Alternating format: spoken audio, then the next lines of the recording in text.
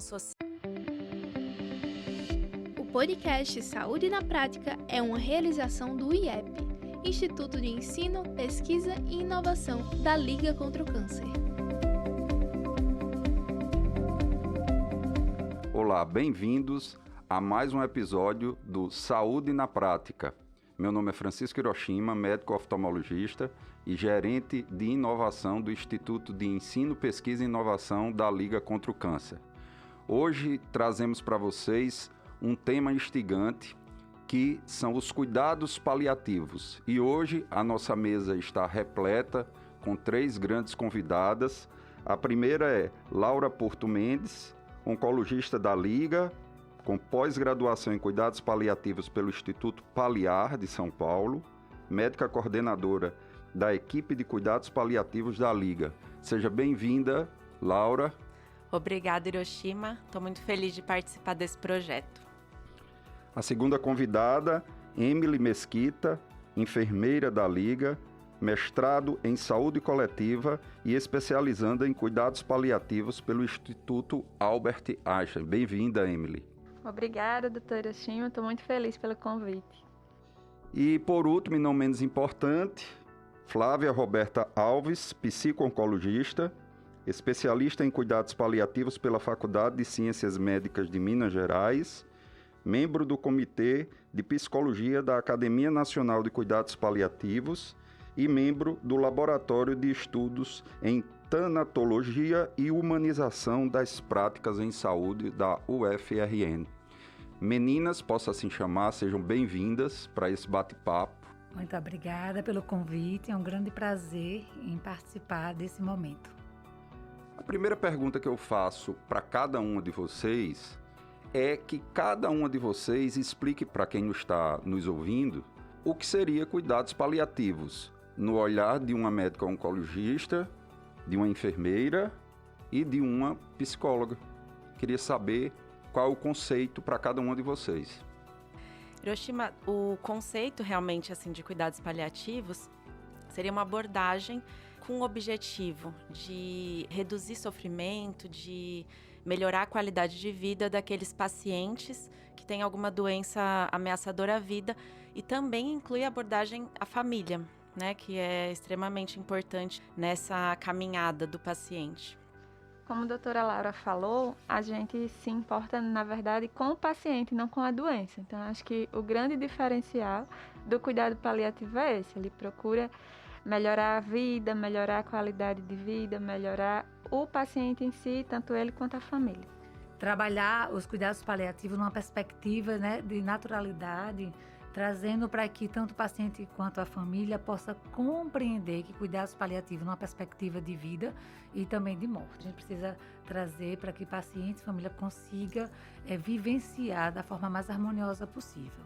Na hora que a gente visualiza sintomas, né, trabalhar os sintomas físicos, a gente também está trabalhando as questões emocionais também. Então, se a gente for para a etimologia da palavra paliativo, ou pallium, que é derivado do grego, um dos significados dele é abraçar, é aconchegar, né? É receber, é acolher.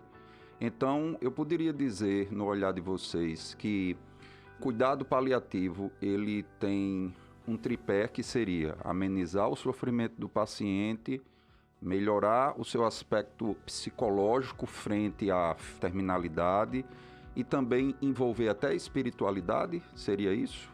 Com certeza, Hiroshima. Acho que o cuidado ideal hoje, quando a gente fala de cuidados paliativos, é a gente abranger todas essas esferas social, a esfera espiritual. Então, para que a gente possa realmente tratar esse paciente individualmente, a gente precisa conhecer ele, toda a sua vivência, seus valores. Então, todos esses componentes são importantes. É abordar de todas as dimensões. O paciente, ele é um ser único, ele é um ser subjetivo, então ele é feito de várias dimensões e o paliativo busca abordar todas elas, incluindo a família também. A espiritualidade hoje, né, ela é tida como um recurso de enfrentamento, inclusive, né, para tanto quanto o paciente quanto a família possa vivenciar esse processo, né? Tanto de enfrentamento do adoecimento, de mudança, né, terapêutica e de processo de morte também. Né? Então, a espiritualidade ela faz parte, né, desse processo. E os cuidados paliativos têm trazido muito essa abordagem. E aí, tanto para dia de família e paciente, quanto também para o próprio profissional de saúde. A gente tem entendido isso. Importante que a equipe de saúde também esteja atenta. Inclusive, a gente fala de espiritualidade de uma forma muito ampla, compreendendo aquilo que é de significado, que traz sentido para a vida do paciente e da família. Laura, eu queria perguntar a você que, às vezes, até o médico, ele, quando entra nesse assunto, às vezes é um assunto muito estranho. Até porque nos bancos das faculdades a gente não tem uma disciplina, vamos dizer assim, tão voltada para o que seriam os cuidados paliativos. E aí eu lhe pergunto, como é que está esse olhar dentro, principalmente da oncologia? Os médicos já sabem, vamos dizer assim, perceber quando um paciente precisa de cuidados paliativos. Existe algum critério para isso? Eu queria que você falasse um pouquinho. Acho que esse é um dos temas principais quando a gente fala de cuidados paliativos, Hiroshima, é exatamente em que momento esse paciente ele deve ser acompanhado pela equipe. E a gente sabe que isso deve ser cada vez mais precoce para que a gente possa agir preventivamente, criar vínculo. E essa é uma das nossas maiores dificuldades. Exatamente por não ter na nossa formação, principalmente médica, esse olhar para o paciente de forma humanizada. A gente é muito focado na doença, né, na nossa formação. Então, os médicos têm muita dificuldade em encaminhar esse paciente. A gente ouve dos próprios colegas assim, não, ainda não está na hora de encaminhar esse paciente. Quando a gente sabe que a gente só vai conseguir atuar bem quando esse paciente vier precocemente, que a gente possa conhecê-lo. Não adianta ele vir no momento em que a gente fala muito em cuidados de fim de vida, né, que é diferente de cuidados paliativos. O cuidado de fim de vida ele está incluído em cuidados paliativos, mas não é só isso. E os pacientes muitas vezes vêm nesse momento. O principal é a gente conseguir mobilizar esses outros profissionais da saúde, principalmente médicos, que são os que têm mais dificuldade, de que não precisa ser uma coisa ou outra. A gente pode trabalhar junto e dessa forma a gente vai conseguir ajudar mais esse paciente. Emily, queria também direcionar uma pergunta para você e dizer assim, o que tem de diferente do paciente em cuidados paliativos para um paciente que também está com dor, está em sofrimento, mas que não está? Ou seja, aos olhos da enfermagem, o que é que tem de tão diferente? Na verdade, na enfermagem, né, as pessoas têm tendência a diferenciar o paciente paliativo do paciente que não é paliativo. E o que muda é mais o nosso olhar, a nossa forma de agir, a nossa empatia para com esse paciente, que tem todos, mas no paciente que está em cuidado paliativo, ele já vem com uma bagagem, ele já vem com conhecimento da doença, ele já vem com todo um processo que a gente tem que estar incluso e tentar caminhar junto, para não pesar mais. A gente vai procurar promover o conforto. E no cuidado paliativo, tratando da enfermagem, né, puxando um pouquinho, a gente tem a hipodermólise, que a gente usa mais. No cuidado paliativo, que ainda tem pouco estudo em paciente não paliativo, mas no cuidado paliativo é um diferencial da enfermagem, que é a hipodermólise, que é um acesso subcutâneo, que promove conforto e é uma via de administração boa. Eu acho que das especialidades aqui, talvez a área médica seja que tenha, se fale menos no currículo, né, sobre cuidados paliativos. Psicologia, eu creio que já fala isso há muito tempo, né?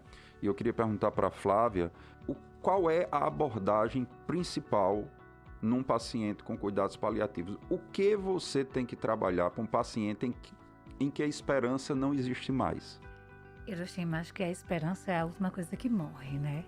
A gente precisa sempre pensar nisso, né? Acho que é algo muito do... Primeiro que a gente tem isso muito em mente. A comunicação é algo muito importante. A gente precisa começar a partir daí. Uma comunicação gradual, né? Que o paciente ele vai mudando seu ponto de vista, que não tem mais cura, é algo que tem que ser sempre trabalhado. A gente precisa partir desse princípio. De que no momento que ele não tem mais uma cura terapêutica, da doença, ele precisa começar a repensar a vida, a modificar os seus projetos de vida Então, a gente vai sempre trabalhar na perspectiva de que o que é possível fazer. A gente vai trabalhar com a qualidade de vida, a gente vai trabalhar do ponto de vista do que ainda é viável, dos projetos de vida, das questões existenciais. A abordagem do ponto do que é possível fazer. Como é que a gente vai trabalhar com ele? Ressignificar as questões, o que traz significado para que ele possa existir ali o tempo que seja possível. Né? A gente às vezes está muito preocupado, né? E às vezes o psicólogo também, do quanto de tempo. Não é do quanto de tempo, mas da qualidade do tempo que ele está ali. E a gente precisa, então, estar caminhando nessa perspectiva, né? O que traz sentido para o paciente.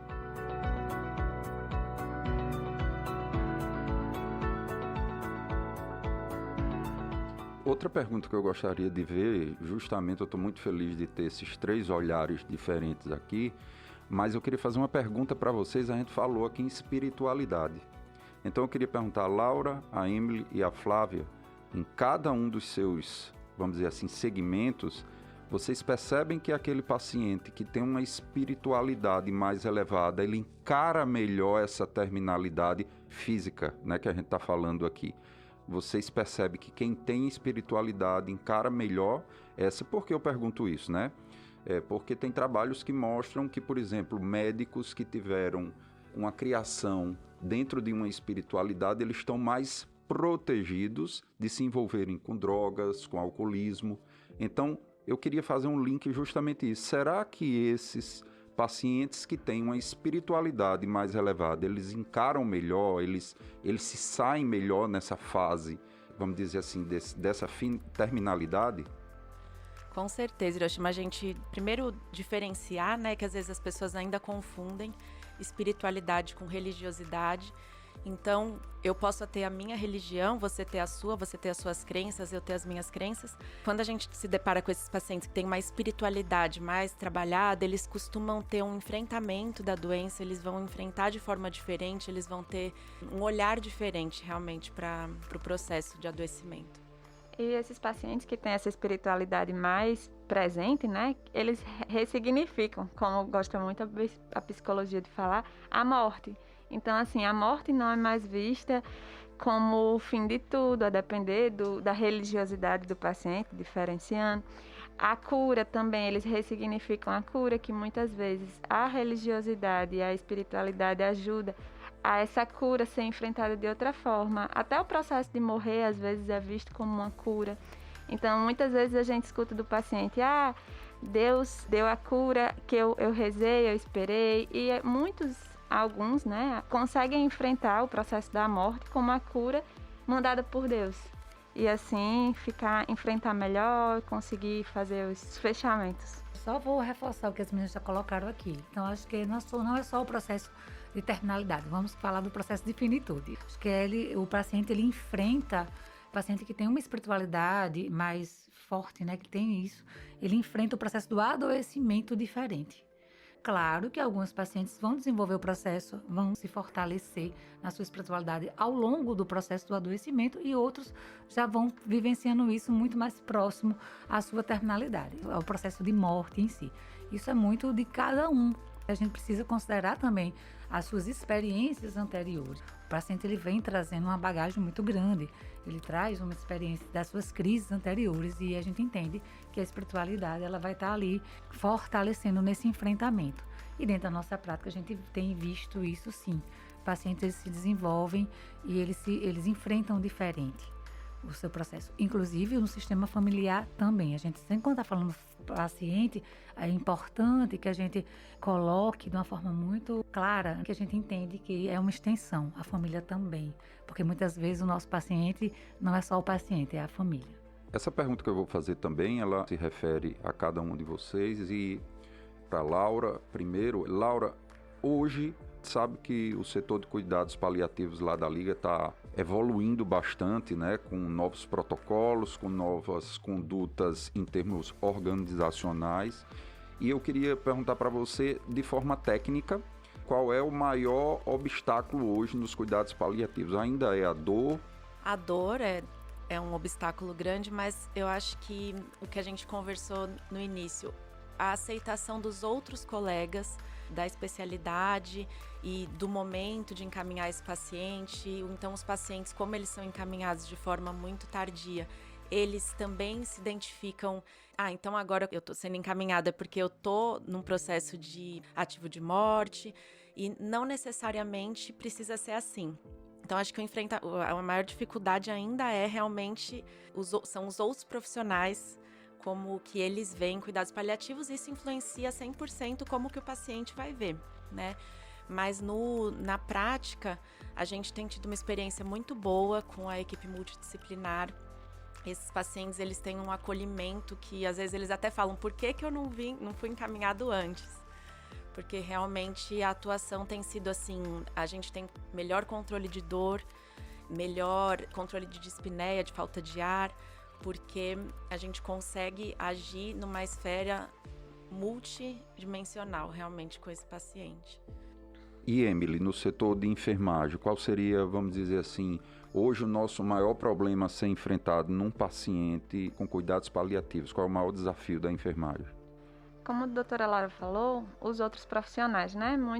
A gente ainda tem aquele estigma de quem está em cuidado paliativo está morrendo, e não é assim, não precisa ser assim. Então, quando a gente deixa um pouquinho isso de lado, a gente consegue cuidar dos diversos sintomas que ele vai poder apresentar. A dor mais presente, mas vai ter as angústias, vai ter a dor total, que vem com outros aspectos associados, vai ter a dispneia, mas a maior dificuldade continua sendo a parte profissional e os estigmas. Você usou um termo aí, dor total. Era bom vocês explicarem para quem está nos ouvindo, porque isso é um termo até novo para mim.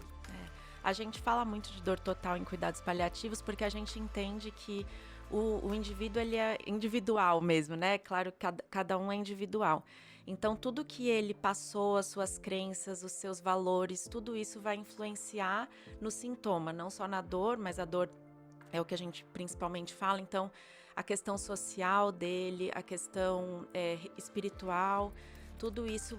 2 pacientes, eles podem ter o mesmo diagnóstico e eles vão reagir de formas diferentes, exatamente porque existe todo esse processo por trás. Se a gente não atuar na dor total, não atuar nessas outras esferas, a gente não vai conseguir controlar a dor desse paciente. No tocante à dificuldade, eu vou voltar um pouquinho, né? No momento em que o paciente ele demora a chegar para os cuidados paliativos, a gente tem uma demora também em começar a trabalhar tanto o paciente quanto a família. Então, a gente perde um tempo no sentido de que a gente tem uma demora em trabalhar o luto antecipatório.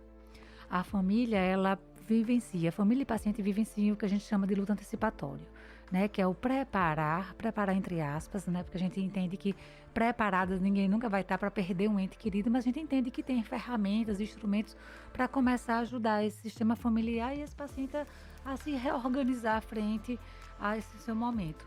Então, quanto mais cedo, né, o paciente ele é encaminhado para os cuidados paliativos, não que ele vá ser encaminhado numa perspectiva de que vá findar, de que vá morrer num tempo mais curto. A gente começa a trabalhar o seu sistema familiar, a gente começa a trabalhar sua reorganização de projetos de vida e de morte num período mais rápido. Então, a dificuldade do ponto de vista psicológico é justamente essa, né?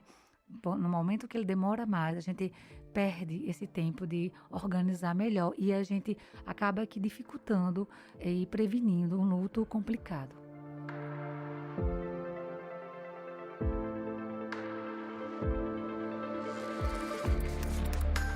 Uma coisa que a gente observa, vocês falando aí, é que a gente vê que os cuidados paliativos, ele às vezes é uma ferramenta para a gente combater a distanásia, né?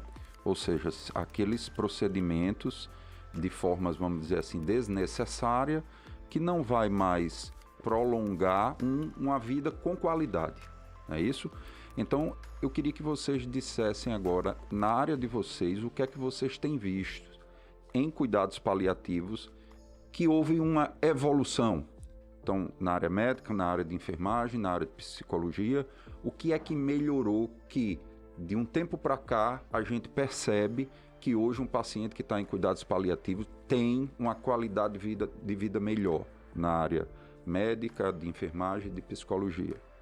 Acho que falando na área médica, Hiroshima, o fato dos estudantes de medicina estarem tendo contato mais cedo com a disciplina de cuidados paliativos, algo que eu tive muito pouco na minha formação, isso vai mudando a cabeça dos jovens, né, que estão entrando agora, tanto que a gente tem muita procura pelo estágio de cuidados paliativos, eles já querem conhecer desde cedo, e isso é fundamental para que a gente possa disseminar mais essa informação entre a área médica, a área da saúde.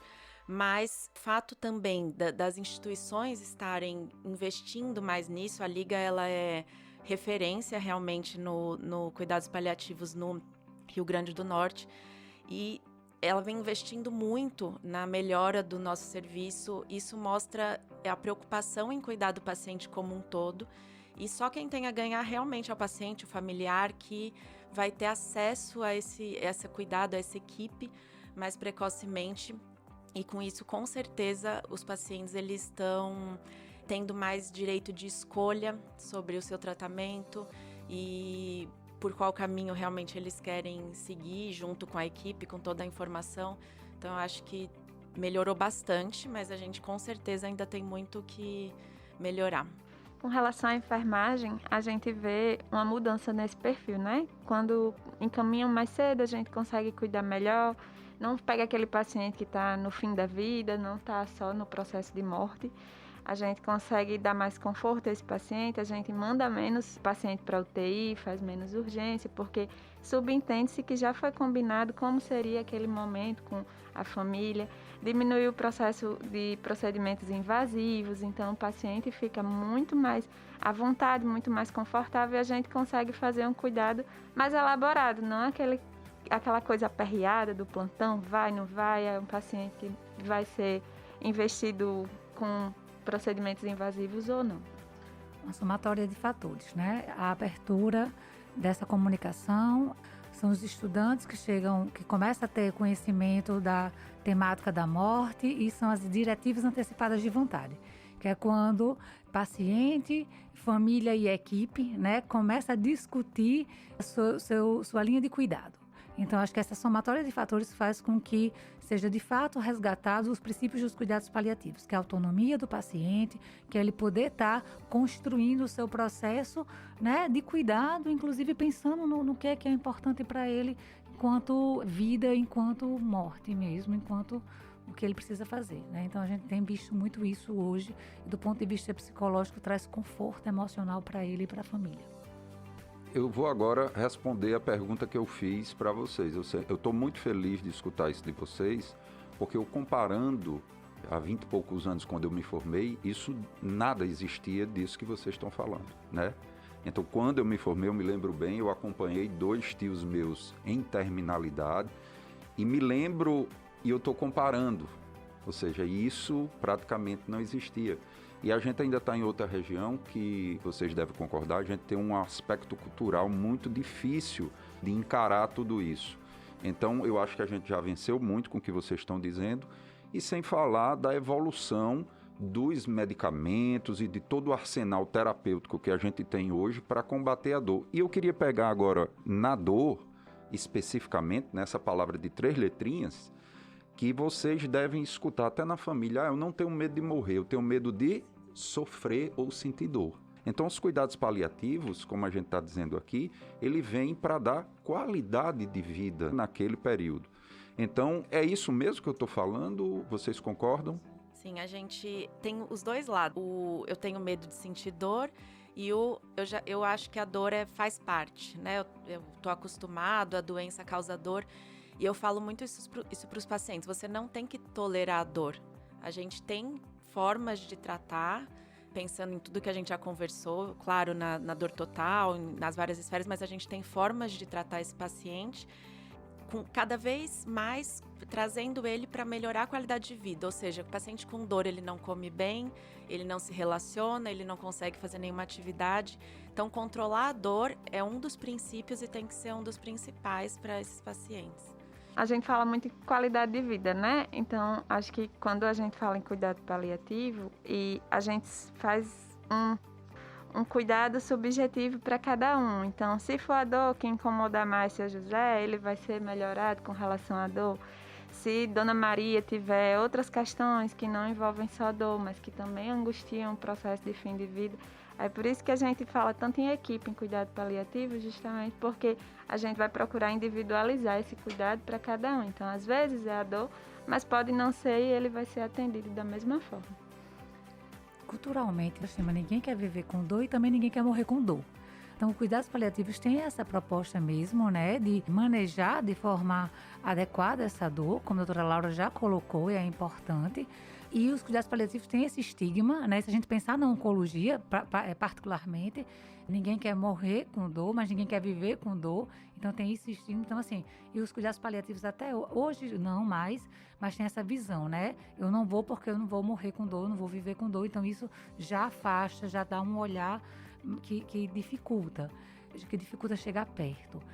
Mas a gente tem visto já uma caminhada muito diferente, uma forma de que... E esse momento é um momento importante demais, porque é a forma de dizer assim, é importante que seja feito cuidados paliativos, porque a gente tem colocado, tem feito com que o nosso paciente viva com qualidade, viva com dor, e seja possível também ter, mesmo difícil, um momento de partida de forma mais harmoniosa, de forma que as despedidas sejam de forma cuidadosa, sim, e sem dor. Então, acho que isso é muito bacana, porque faz parte da vida, de fechar ciclo. Cuidados paliativos não é viver assim, no sentido de que eu vou morrer rápido, mas posso também viver de forma, ter esse momento de despedida com qualidade, né? Com qualidade, a gente fala tanto em qualidade de vida, por que não a gente quebrar esse estigma, né? Romper, né? Com essa ideia preconceituosa, às vezes, que a gente ainda tem.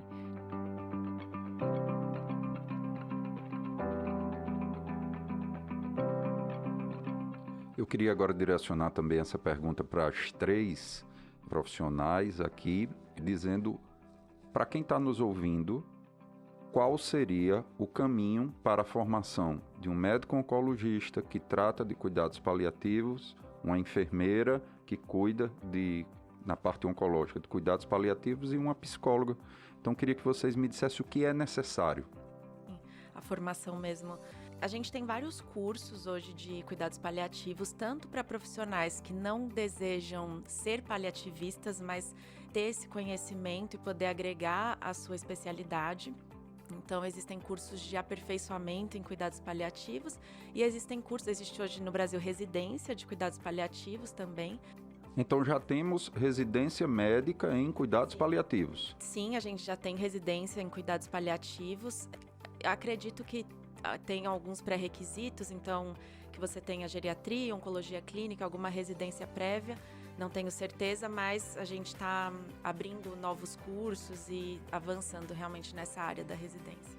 Você se formando em medicina, você pode se submeter a uma residência para cuidados paliativos. Ok. Com relação à enfermagem, a gente, como todas as outras áreas, a gente tem muito pouco falado durante a graduação sobre isso. Mas hoje, graças a Deus, a gente tem várias opções de cursos. Aqui na Liga mesmo, no Instituto, a gente fez um curso de cuidado paliativo que era multiprofissional e já deu um arsenal incrível para quem quer começar, seguir por essa área. Então, tem especialização, tem cursos de aperfeiçoamento e isso tudo, fora a vontade, né, de fazer a diferença nesse público, vai ser permitido para o enfermeiro que quer ser enfermeiro em cuidados paliativos. Acho que vai na mesma linha, né? A psicologia, a gente tem os cursos, as especializações multidisciplinares que abraçam, né, a psicologia. E aí é importante que o psicólogo ele tenha uma afinidade com a área da tanatologia, com a área do luto, são áreas afins que faz necessário. E assim, antes de qualquer coisa, né, Hiroshima, que tenha o psicólogo afinidade com a área. Cuidados paliativos, você precisa ter vocação também, você precisa querer estar, querer fazer. Acho que é muito mais do que uma questão teórica. A gente precisa da teoria, a gente precisa do arcabouço, sim, mas a gente precisa também ter uma identificação. Agora eu vou fazer uma pergunta para finalizar também para cada um de vocês. Esse meu convívio familiar com a terminalidade e por fazer parte de uma família muito espiritualizada, eu queria perguntar para vocês o que vocês aprendem com esses pacientes. O que é que o seu dia a dia mudou em você ao acompanhar esses pacientes em cuidados paliativos? Então, todos os dias, parece até clichê, né, a gente falar, mas a gente aprende muito com cada paciente. Então, eu falo isso, que quando eu vou atender meus pacientes na oncologia, eu costumo estudar, dar uma olhadinha no caso.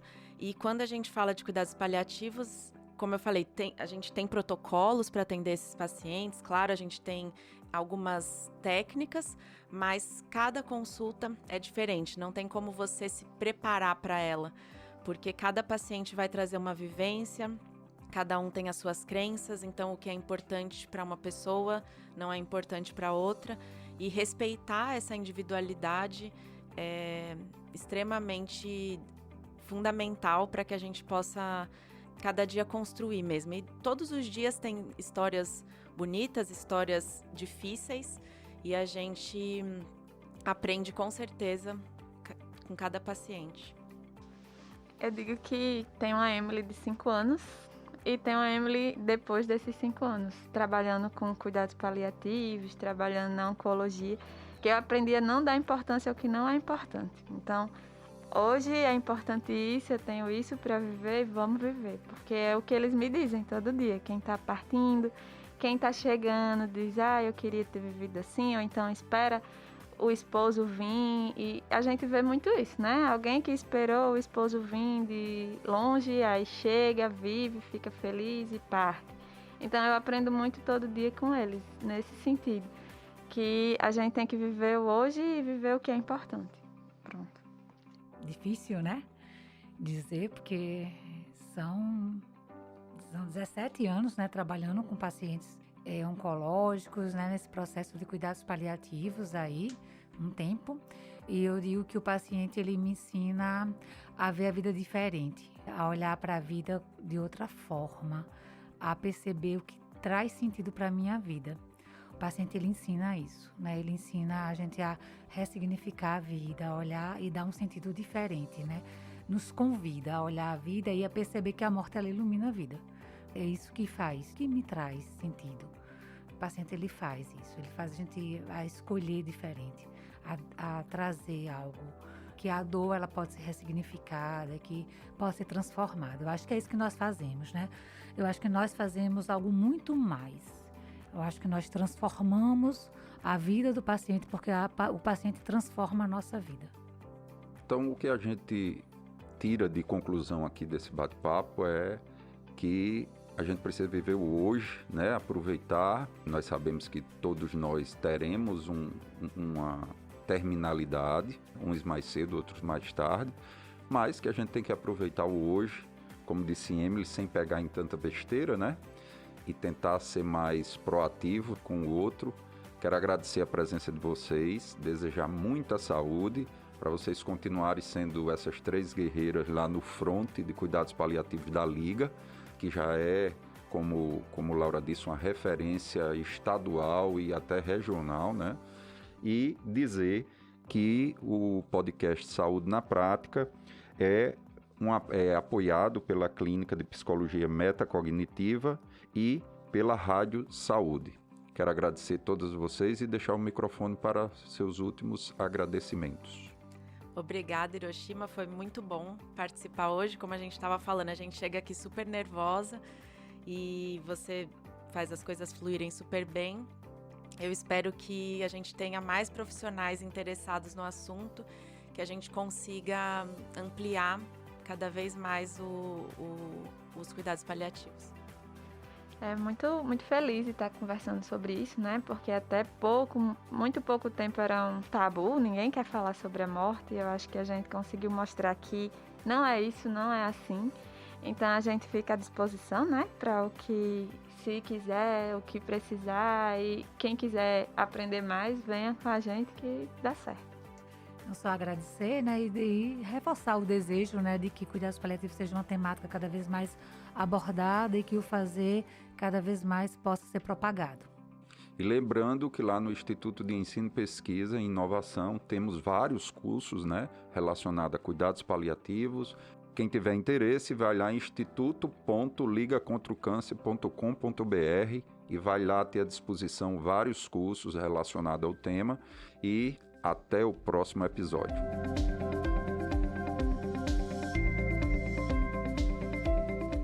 Esse podcast é produzido pelo IEP, o Instituto de Ensino, Pesquisa e Inovação da Liga contra o Câncer, que é referência no estado do Rio Grande do Norte, além de ofertar cursos de capacitação, pós-graduação e cursos livres, oferece ainda visitas técnicas, estágios curriculares e programas de residência. Sem falar na área da pesquisa, formada por uma equipe multidisciplinar dedicada à investigação na área oncológica. Temos ainda a inovação, que tem como objetivo fomentar ideias, resolver problemas e impulsionar processos, além de promover a formação e capacitação de novos empreendedores. Para mais informações, acesse o site instituto.ligacontraocâncer.com.br.